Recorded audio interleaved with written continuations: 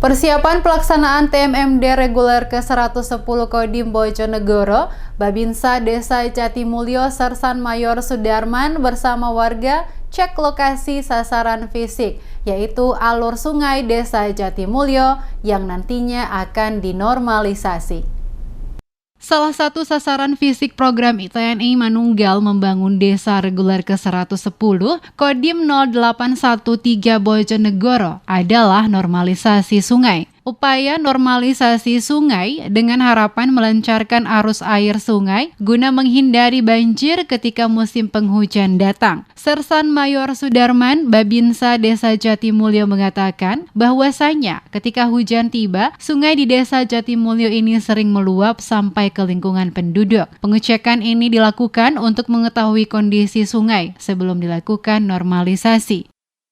Untuk normalisasi sungai, tujuan utamanya adalah untuk melancarkan arus air pada saat musim penghujan. Kalau dilihat kondisi seperti saat ini, kalau sedang banjir besar bisa jadi airnya meluap.